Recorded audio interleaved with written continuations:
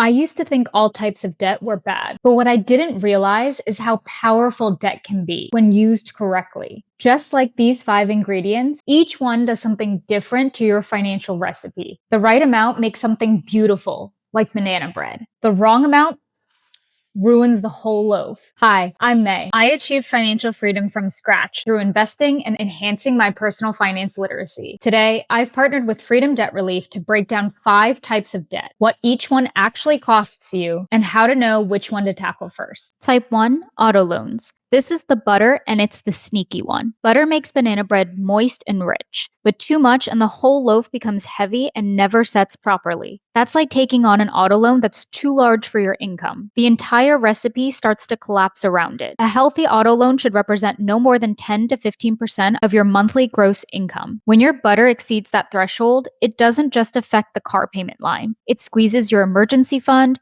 your retirement contributions, your grocery budget. One oversized ingredient throws off every measurement that follows. Type 2, mortgage debt. This is the sugar, the one ingredient that in the right amount makes everything come together beautifully. A mortgage builds equity. The home can appreciate. This loaf exists because the sugar was measured correctly. Make sure a mortgage fits proportionally inside your budget, generally no more than 28% of your gross monthly income. Type 3, credit card debt. The average credit card APR right now is above 20%.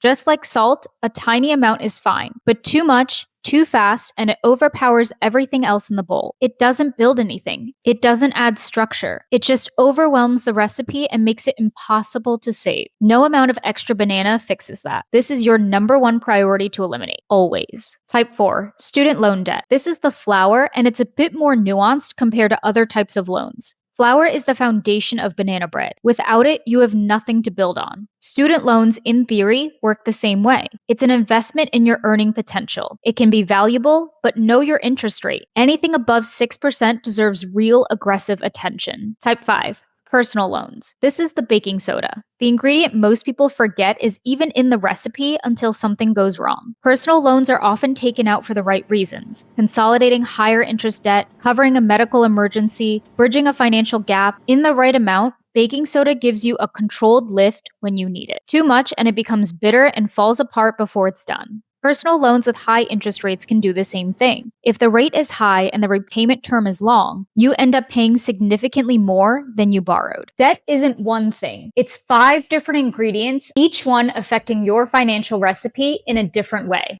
Once you can measure them clearly, you can fix them. And if you're struggling with credit card debt, check out freedomdebtrelief.com. They've resolved over $22 billion for their members. Now tell me, what other topics do you want to learn about?